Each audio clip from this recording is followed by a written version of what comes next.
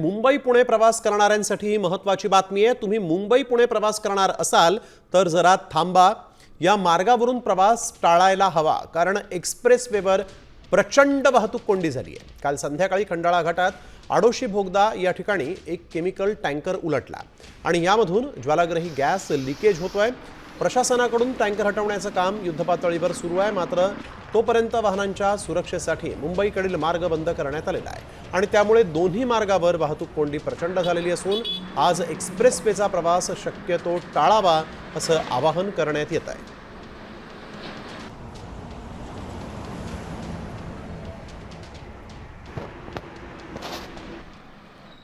सकाळी 6:15 निघालो होतो आम्ही। आता जवळजवळ 5-5:30 झालेत आम्ही इथेच थांबलेलो आहोत। काही कुणाची काही इन्फॉर्मेशन नाही आहे कधी हे ट्रॅफिक क्लिअर होईल, पुढे कधी सरकेल, काही कुणाचा पत्ता नाही आहे। आम्ही स्टेट हायवे ऑथॉरिटीला सुद्धा फोन केला, त्यांचे टोल फ्री नंबर सुद्धा ट्राय केले, कोणी फोन उचलत नाही आहेत। जवळजवळ 5 तास झाले आता आम्ही ट्रॅफिकमध्ये अडकलोय। सकाळी 6:30-7 वाजता घरातून निघालोय मुंबईसाठी, कामासाठी मीटिंग्स वगैरे असतात मुंबईमध्ये, रेग्युलरचं जाणं येणं असतं। आता 5-6 तास झाले जागेवरती बसून आहे। पुण्याहून निघालो सकाळी 8:30ला।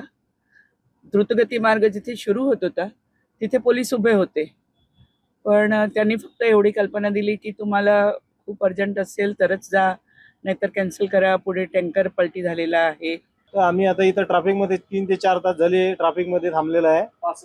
65 प्रवासी गाडीमध्ये आहे, लहान मुलं, म्हातारी माणसं। ही गाडी अजून जागेवरून हलून नाही राहिली।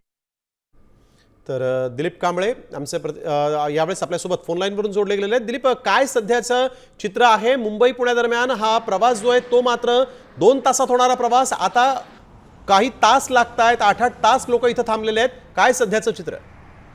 मुंबई पुणे हायवेवरती आडोशी भोगद्याचे जे काल गॅस टँकर पलटी झाला होता, त्याच्यामुळे मोठ्या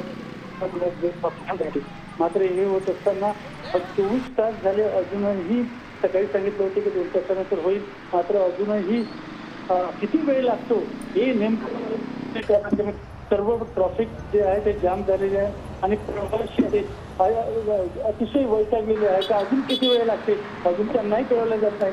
त्याच्यामुळे अजूनही किती वेळ लागेल हा टँकर उचलायला अजूनही गुंतवणूक होतं। धन्यवाद दिलीप, आपण दिलेल्या माहितीसाठी। मुंबई पुण्यादरम्यान प्रवास जर कधी तुम्ही करणार असाल तर ही बातमी पहा आणि मगच या मार्गावरून प्रवास करा। आपण बघतोय की मोठ्या प्रमाणात प्रवासी जे आहेत ते या महामार्गावर सध्या अडकून पडलेले आहेत।